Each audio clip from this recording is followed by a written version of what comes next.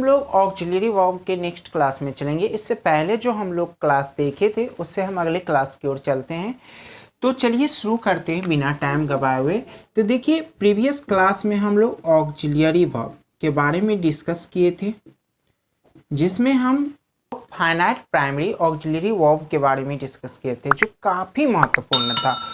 आज dear friends, हम लोग नॉन फाइनाइट यानी इसका ही दूसरा, यानी पहला तो हम पढ़ चुके थे, तो आज हम लोग पढ़ेंगे non finite primary auxiliary verb. Dear friends, काफ़ी महत्वपूर्ण ये टॉपिक है। जो previous class finite primary auxiliary verb को नहीं देखें, उसका लिंक मैं डिस्क्रिप्शन में डाल दूंगा, आप उस वीडियो को अवश्य देख लीजिएगा। तो चलिए, आज हम लोग मुख्य रूप से डिस्कस करने वाले हैं non finite primary auxiliary verb. Dear friends, first we know definition of non finite primary auxiliary verb. बहुत ही सिंपल सा डेफिनेशन है, बहुत ही मज़ेदार डेफिनेशन है। देखिए, a finite primary auxiliary verb which is not controlled by the number, person or gender of a subject is called non-finite primary auxiliary verb। Simple सा है, वैसा प्राइमरी ऑक्सिलरी वर्ब जो सब्जेक्ट के नंबर, पर्सन और gender के अनुसार नियंत्रित नहीं होता है, उसे non finite primary auxiliary verb कहते हैं। सिंपल सा एक बात ध्यान रखिएगा, इसमें जो होता है ऑक्सिलरी वर्ब वो सब्जेक्ट के अनुसार नहीं आता है। इसमें जो ऑक्सिलरी वर्ब आएगा, ए भी जो आएगा does not come number, person और जेंडर ऑफ ए सब्जेक्ट। बस इतना ही ध्यान रखिएगा, ऑफ ए सब्जेक्ट। क्या याद रखना है कि सब्जेक्ट जो non finite primary auxiliary verb में जो सब्जेक्ट होता है उसके अनुसार ऑक्सिलरी वर्ब नहीं आता है, डज नॉट कम नहीं आता है, यानी सब्जेक्ट के नंबर, पर्सन और जेंडर के अनुसार ऑक्सिलरी वर्ब नहीं आता है। ये आप आसानी से समझो ऐसे कि जिस वाक्य में सब्जेक्ट के नंबर, पर्सन और जेंडर के अनुसार ऑक्सिलरी वर्ब नहीं आता है, उसे हम क्या कहते हैं? Non finite primary auxiliary verb. Okay, अब देखिए non finite primary auxiliary verb कितने होते हैं। अगर हम इसको समझने की कोशिश करें तो non finite primary auxiliary verb जो आपको है वो 6 होते हैं। कितने होते हैं? 6 होते हैं। वो कौन कौन होते हैं? तो देखिए, वो 6 कौन होते हैं? एक बी होता है, दूसरा बीन होता है, तीसरा बीइंग, चौथा डिड, पांचवा हैड और छठा हैविंग। ये 6 non finite primary auxiliary verb है। Be, been, being, did, had और हैविंग। ये जो 6 वर्ब हैं non finite primary auxiliary verb, ये जो 6 वर्ब है, ये 6 जो ऑक्सिलरी वर्ब है, ये सब्जेक्ट के अनुसार आता ही नहीं, यानी सब्जेक्ट को वैल्यू देता ही नहीं है। सब्जेक्ट को कहता है तुमको जो मन है वो आओ, लेकिन हम चेंज नहीं होंगे, यानी ये किसी से समझौता ही नहीं करता है। ये अपने आप में कहता है मैं संपूर्ण हूँ, हम तुम्हारे अनुसार चलूंगा ही नहीं। तो ये सेंटेंस में सब्जेक्ट का कोई वैल्यू नहीं देता है। जैसे एग्जाम्पल देख लीजिए, अगर हम एग्जाम्पल में देखते हैं, कहते हैं she can be a doctor. She can be a doctor. और उसके बाद लिखते हैं they will be a doctor. अब यहां गौर से देखिए, गौर से देखिए, हम लिखे सी कैन बी ए डॉक्टर। यहां देखिए बी और यहां सब्जेक्ट है सी, तो यहां जो बी आया है वो सी के अनुसार नहीं आया है, यानी यहाँ सी है, सिंगुलर है, सिंगुलर नंबर में है, फिर भी यहाँ बी आया, और दे यहाँ देखिए प्लुरल में है, फिर भी यहाँ बी आया है, यानी सिंगुलर बी के साथ भी बी और प्लुरल के साथ भी बी, इसलिए हम इसको non finite primary auxiliary verb कहेंगे, NFPAV, non finite primary auxiliary verb. Okay, यानी यहाँ देखिए बी। अब अगर हम बीन को समझते हैं तो बीन के समझने, जैसे हम बोलते हैं he has been doing this work, he has been doing this work, you have been doing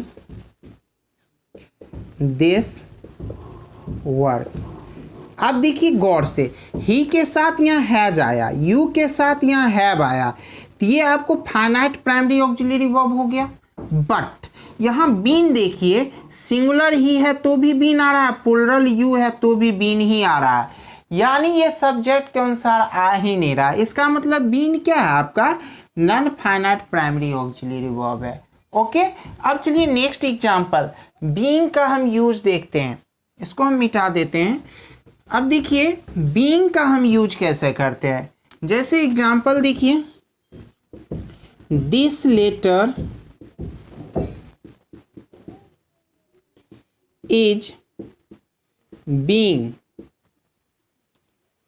written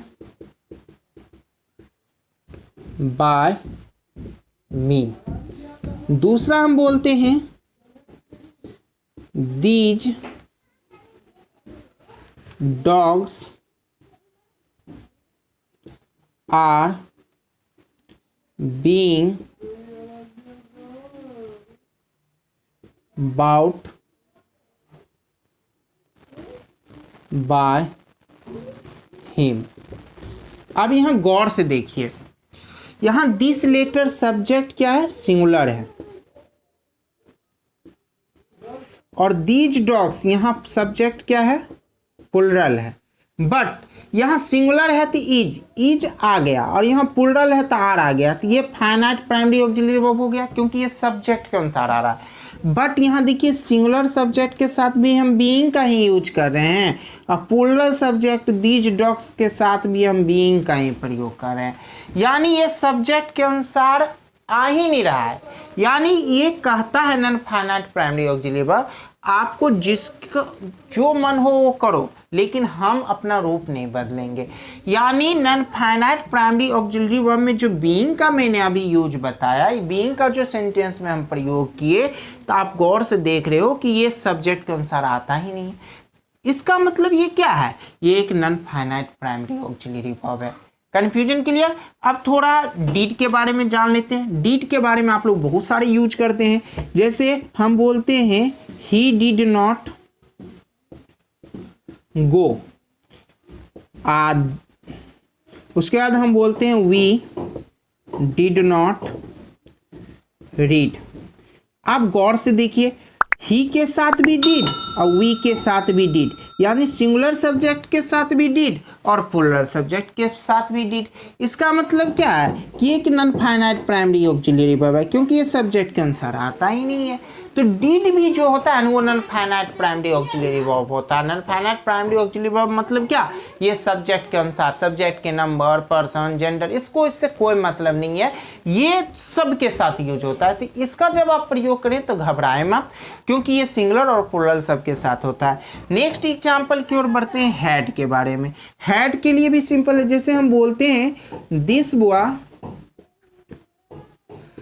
boy had written a letter, these boys had written a letter। अब यहाँ गौर से आप देखिए, दिस बॉयज सिंगुलर सब्जेक्ट है, these boys plural subject है। Singular subject के साथ भी हैड और प्लुरल सब्जेक्ट के साथ भी हैड, यानी क्या है कि ये सिंगुलर हो या प्लुरल हो, चाहे उसका जेंडर ही चेंज किया, गर्ल दे दे या बॉय दे दे या स्टूडेंट दे दे, कोई भी जेंडर रख दें, उससे कोई मतलब नहीं है, लेकिन हैड का प्रयोग दोनों के साथ होगा। यानी ये सब्जेक्ट के नंबर पर्सन जेंडर के अनुसार नहीं आ रहा है, इसलिए हैड भी क्या है आपका non finite primary auxiliary verb है। कोई कंफ्यूजन? चलिए तो नेक्स्ट एक और देख लेते हैं, हैविंग। हैविंग का कैसे हम यूज करते हैं? देखिए हैविंग का यूज जैसे हम वो करते हैं, having eaten, he went to market, went to market, शुद्ध प्रोनाउंसिएशन मार्केट होता है, उसके having gone to school, we did this work.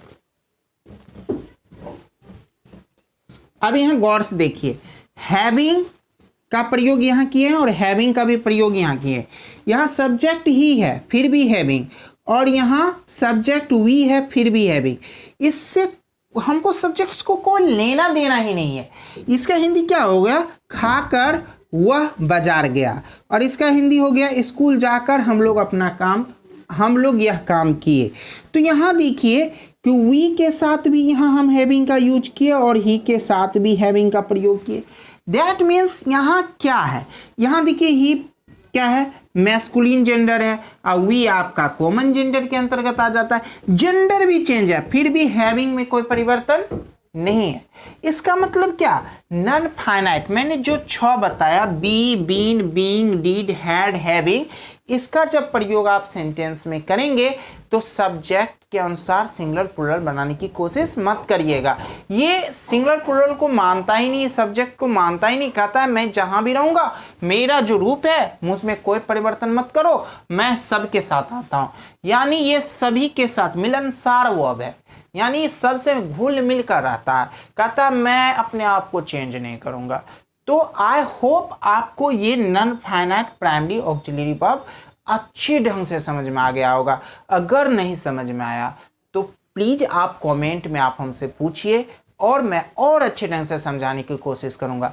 Next class में हम लोग इस क्लास के जितने प्रयोग है, जैसे इज, आर, एम का प्रयोग, वाज, वर का प्रयोग, डू, डज, डीड, हैविंग, ये सभी का प्रयोग मैं आपको बताऊंगा, जिससे आपको आसानी से, जैसे इज, आर, एम का प्रयोग कहाँ करते हैं, वाज, वर का प्रयोग कहाँ करेंगे, डू, डज, डीड का प्रयोग कहाँ करेंगे, बी, बीन, बीइंग का प्रयोग आप कहाँ करेंगे, हैव, हैज, हैड, हैविंग का प्रयोग आप कहाँ करेंगे।